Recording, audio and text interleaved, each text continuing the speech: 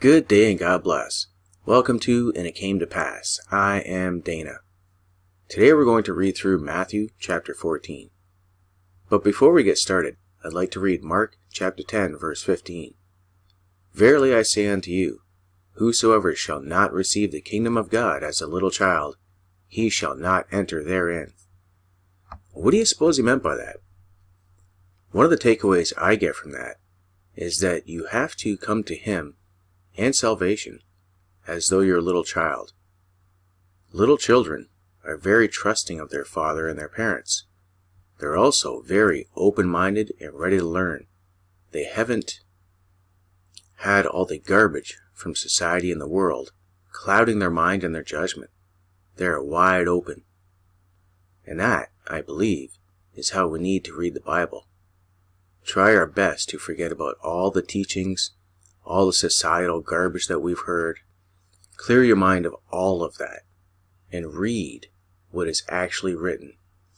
Another quick little tip that I would like to give you is to go back and brush up on your very basic grammar skills. Because grammar, punctuation, and sentence structure is vitally important to understand what is being written and how you are supposed to perceive it.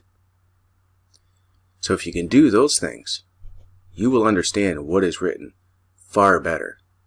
I recently come to these revelations myself, and I can honestly tell you that over the past 5 or 6 weeks I have been studying harder than I've ever studied.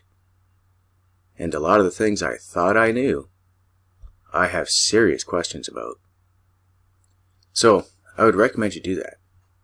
And in the meantime, let's read Matthew chapter 14.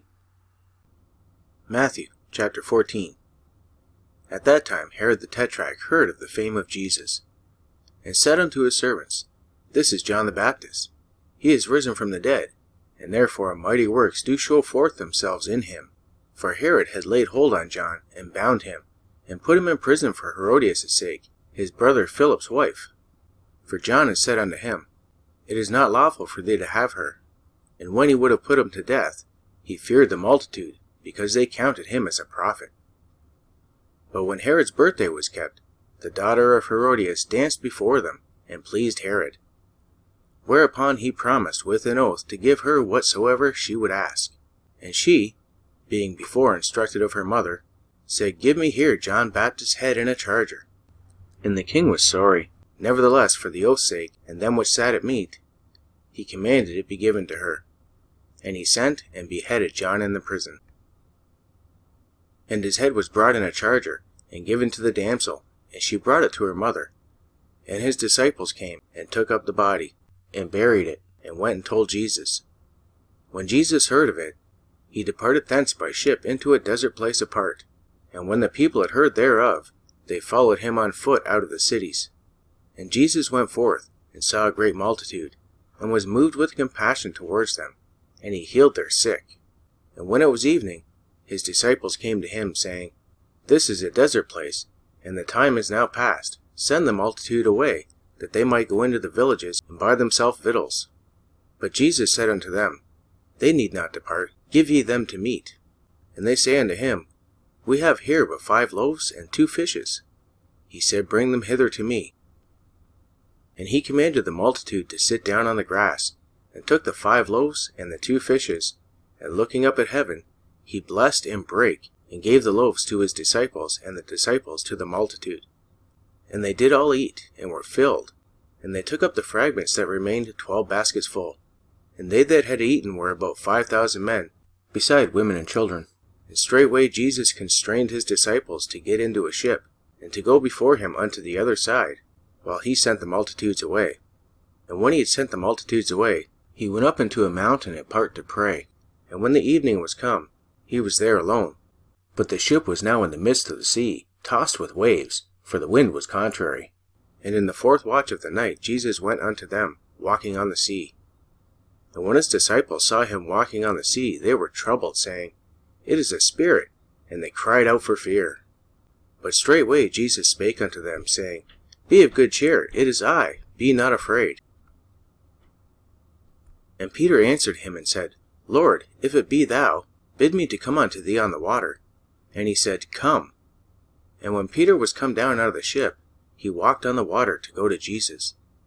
But when he saw the wind boisterous, he was afraid, and beginning to sink, he cried, saying, Lord, save me.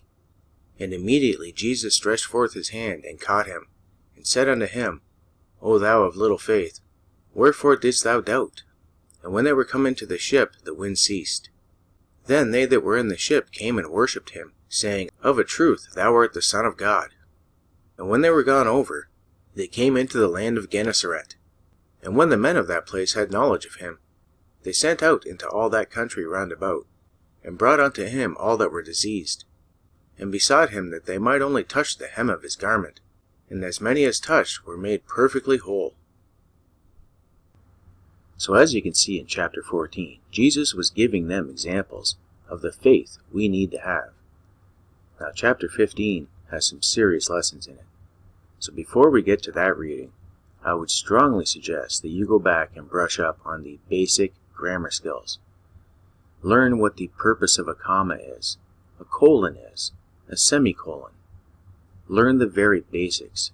I promise you it will help you understand what is written so much better.